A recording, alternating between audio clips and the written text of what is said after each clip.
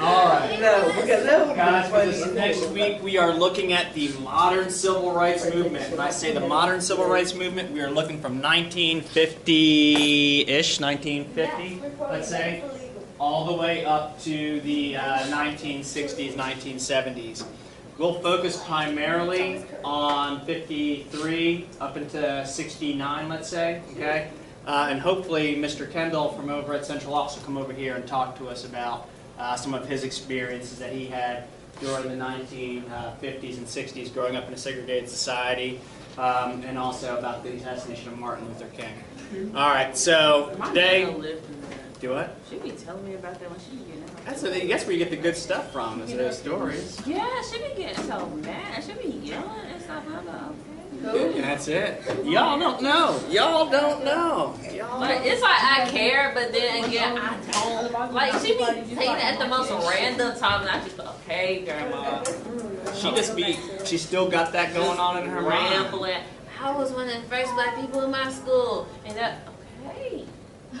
It's a big, you got to understand that's a very big and pivotal event. And to be the first one to do something like that, you know, you're going, not only are you the first person there, but you're dealing with all of the hatred that other folks have because they didn't want her at that school, you know, so she's dealing with that kind of a thing. And then she said, I was like, okay, and I'm like the 100th black person at Lexington, so. Yeah, you're that 100,000. Like, she can't watch movies like that's about racism because she gets so angry about it. Post-traumatic stress. But I like those movies. Yeah, and stuff. yeah, it's interesting. And just kind of picking up through that, you know, as you get older and kind of appreciate a little bit more kind of what she went through, and as you see things in your mind, you'll love those stories. You enjoy them now, except for sometimes when you're trying to eat popcorn and watch a movie and she's like... we just be in the car and Yeah. she just be rambling. I've been trying to look out the window and enjoy my day. No. My dad, I was the same way with my dad. Now every time he starts to tell one of those stories, I'm like, I'm locked on. I'm like taking it all in. I'm taking it all in. All right, so when we look at segregation in the United States, we got to go back to our good friends, okay? Plessy versus Ferguson, okay? Supreme Court case 1896, which established the concept of separate but equal. Separate but equal, okay? Now the states can come up with laws, communities can come up with laws that say, hey, no big deal, okay? We can have a waiting room or a restroom for white folks and a restroom for black folks, you know, because they're separate and equal, okay? Separate and equal.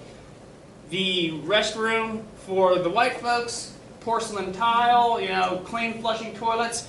For the colored folks or black folks, you know, it could be something as simple as an outhouse, okay? Yep, we provided a separate facility for them. So if they have to go to the bathroom, they can go to the bathroom. Water fountain for the white folks, nice, you know, a modern unit, cool water coming out, you know, and the one for the colored folks, maybe a step above a spigot, you know, where you have to attach a hose to type of a thing, all right? Extreme examples, okay, not always the case, but kind of indicative of what the idea of separate but equal truly was like in the South, okay?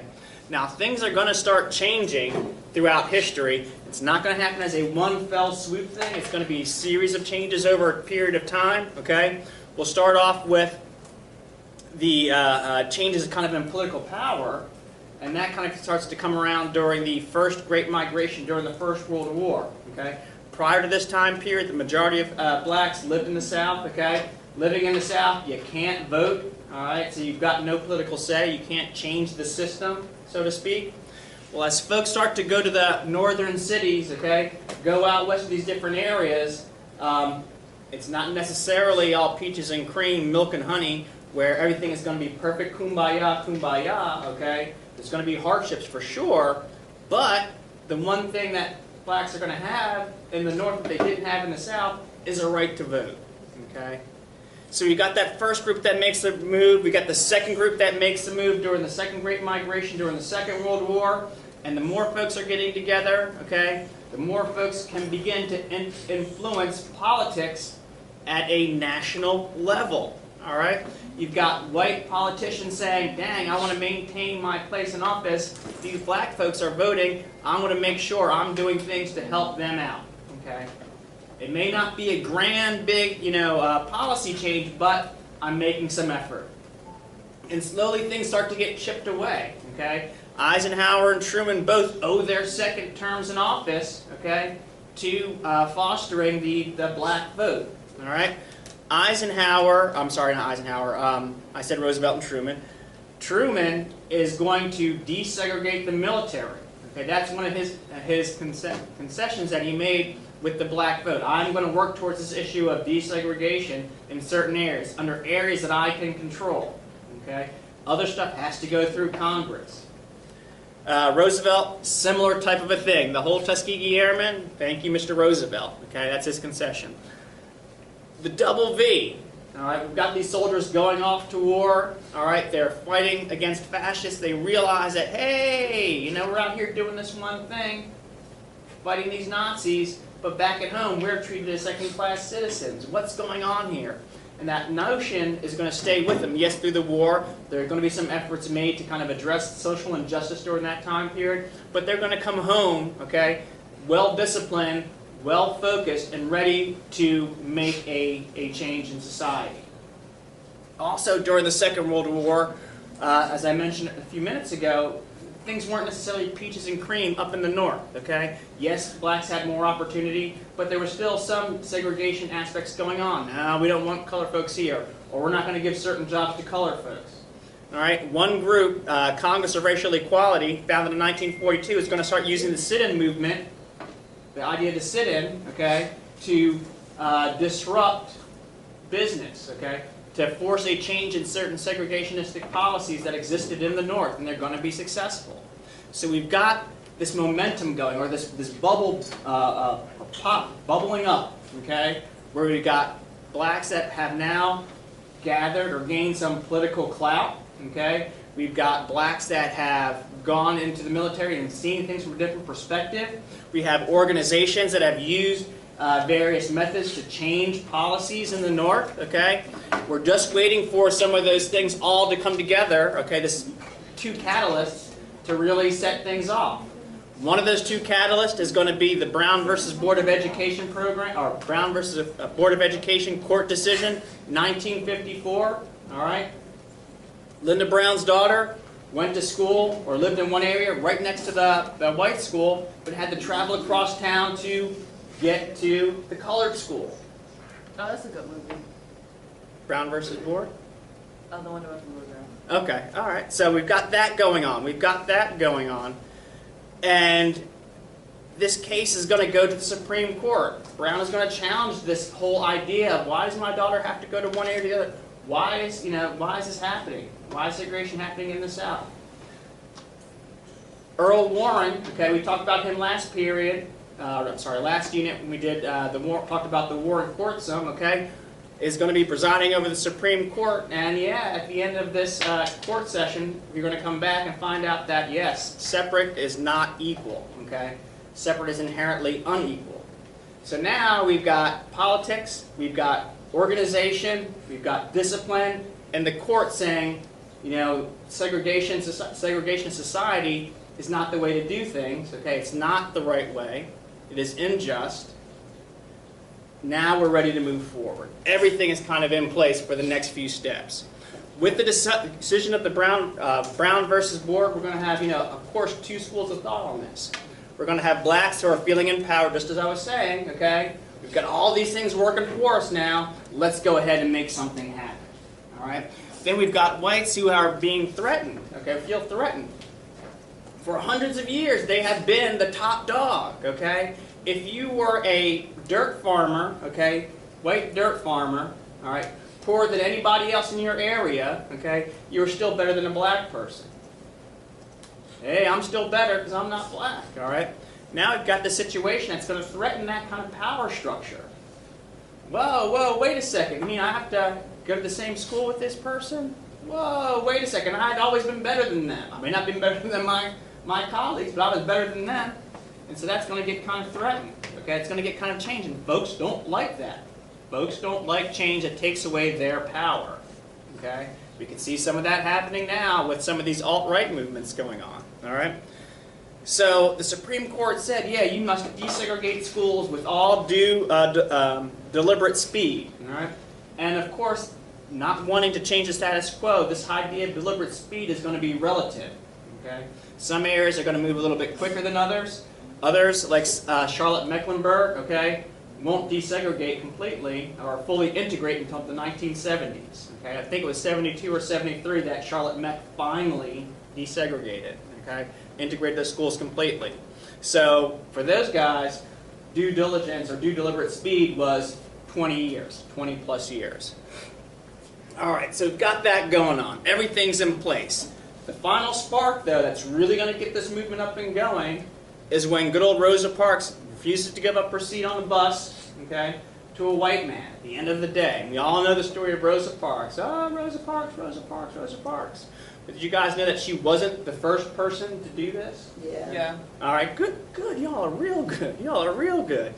It just so happened that she hit at the right time, at the right place, at the right moment, and her being put off the bus and being put in jail is going to be the catalyst that's going to kind of change things over. That's going to bring about the movement known as the modern civil rights movement. Now, as a result of her being arrested, all right, we're going to have African American leaders coming together through the churches and kind of figuring out how we're going to deal with the situation. And the culminating idea was that of, you know what, bus boycott. We've got to hit these folks where they live. And where they live is in their pockets. Everybody. It's all about economics, okay? If we refuse to ride the buses, okay, capitulation is going to come through.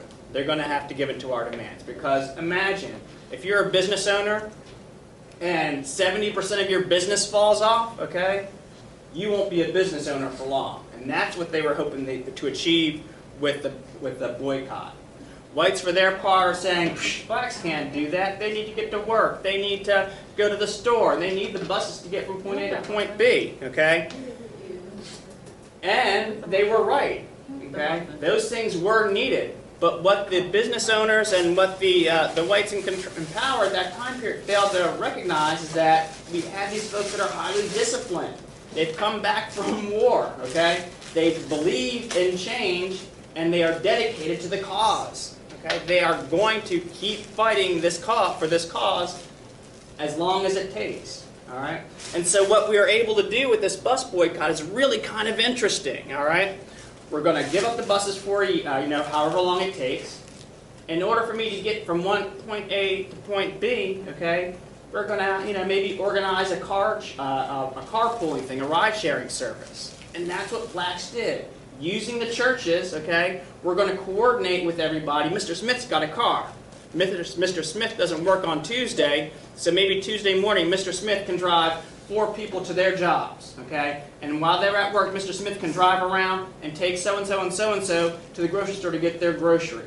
Was they paying Mr. Smith? Do what? Was they paying Mr. Smith? That's a very good question, and the answer is yes. I was going to say, The answer is yes. Mr. Smith wasn't getting paid. And see, that's why, and this is, ladies over there, I'm trying really hard. Ladies over there, I'm trying really hard, okay? That's a really interesting point, and that becomes a little bit of the difference between that time period and now, okay? Back then, you're going to go as far as you can to help. You're going to get people walked for a year, because the bus boycott lasted 380 some odd days, okay?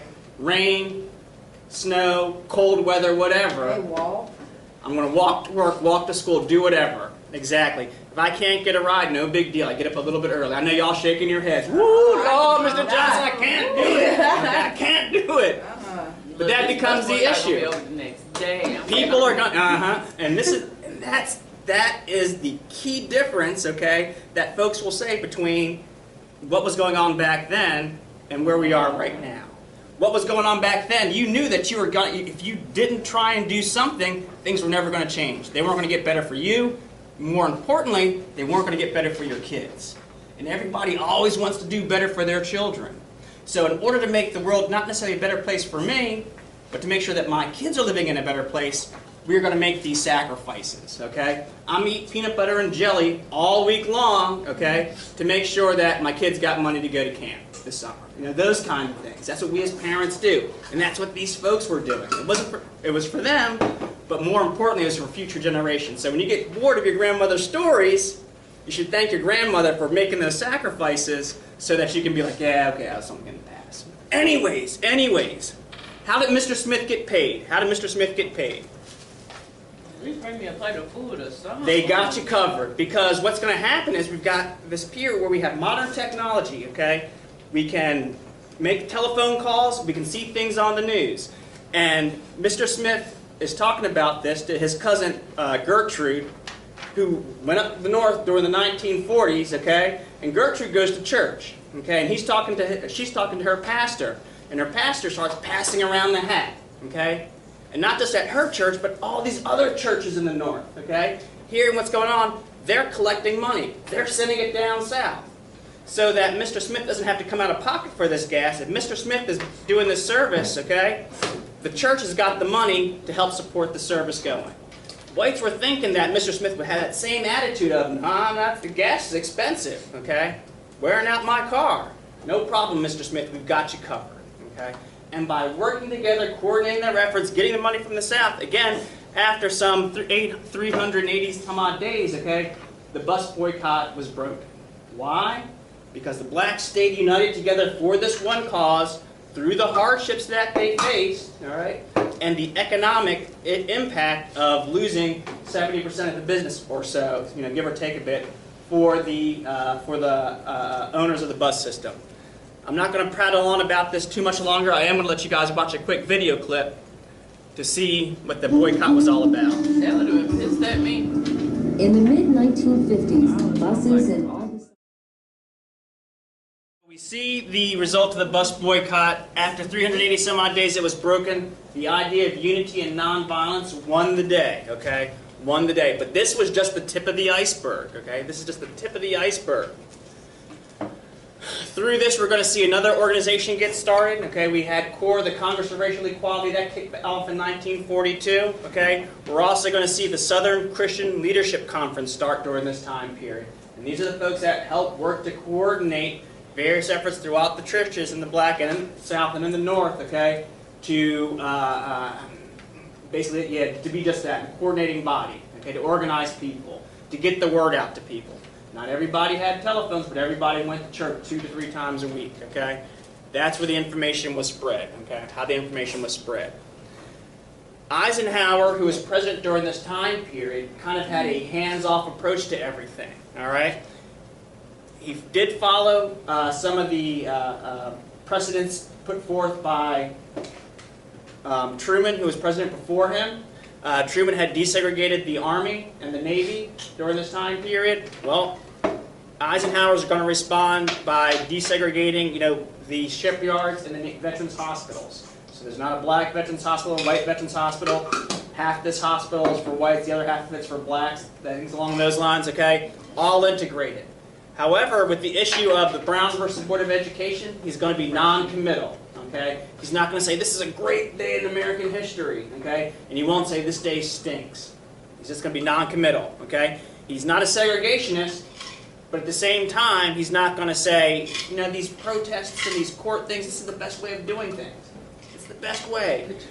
He's going to say that segregation would eventually end. We don't need to have protests. We don't need to clog up the courts with these different cases that are dealing with the issue of segregation. He feels that as society changes over time, okay, people's attitudes will change, and if we just kind of go with that approach, eventually, okay, we'll get to a point where our society won't look at itself as a black and white society, okay?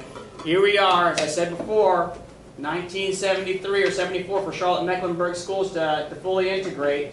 Here we are in 2018, okay, and we're still dealing with issues of black and white and segregation. So Eisenhower's idea, okay, was just that, idealistic, and you think that society would change that much or evolve that much, all right? Again, going back, people losing the status of their power, not going to happen without somebody forcing the issue. He was, for his part, I'll give him some credit, he was focused on the Cold War. That was his main objective. Okay? And meanwhile, the Soviet Union is kind of laughing at the United States. You think you've got it so great, you guys are doing this stuff, y'all should come over and be communist, everybody's equal over here. And there you are in your country, America, treating your 2 different groups of individuals, your blacks and your whites, as different, treating your blacks as dogs. America, shame on you, shame on you, okay? So he was more interested in the Cold War issue. Unfortunately for Eisenhower, some of these things are going to get put right into his face, okay? We've got desegregation going on in Little Rock, Arkansas, at Central High School, okay? The governor, Roy Faubus, is going to say, no, we're not going to do this integration stuff.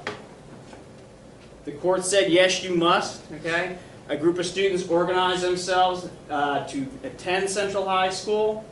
The day they try and go out to school, mobs formed, okay, blocked students and prevented them from attending. Eisenhower's going to call Faubus up to D.C. Faubus, what's going on? You know, you guys have got to take care of everything. You've got to protect these.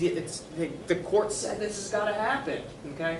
Faubus said, don't worry about it, Mr. President. We got this under control. We'll take care of you. We'll take care of the situation. We got this black situation, no problem. Okay. Similar situation kicks off. No go. Faubus, uses the state police and the National Guard to prevent folks from attending school. We're controlling the mobs with these folks, okay? Eisenhower is finally going to have to respond by sending in the 101st Airborne Division, okay?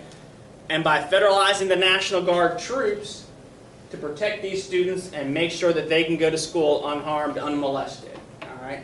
Sends in the Army, not just the regular Airborne Division, crack military troops. Normandy, Operation Market Garden, okay? These guys are world famous, coming in to protect these students. Faubus responds by basically canceling schools the following year. You've won this battle, sure enough. Next year, no school. There'll be no integrated schools in Arkansas, hence we will close the schools down, all right? So we went a year, I think it was like 2 years that they actually went without having without having any schools. Okay. Eventually, cooler heads presided, schools opened up, and folks went back. So during this time period, again, we've got votes of we've got African Americans living in the North, okay, gaining political clout. We're going to see a series of legislation go through Congress to address some of these issues of segregation, okay, issues of equal rights. Little itty-bitty things are going to happen, okay? And these little itty-bitty things, keep building up, okay? Keep adding up to eventually become one great big thing. And we'll see that in our next unit when we look at the actual resistance movements during this time period, all right? You've got an assignment on Canvas. You've got three assignments total, okay? You've got your CFU, all right? We've got a discussion question on Brown versus Board of Education.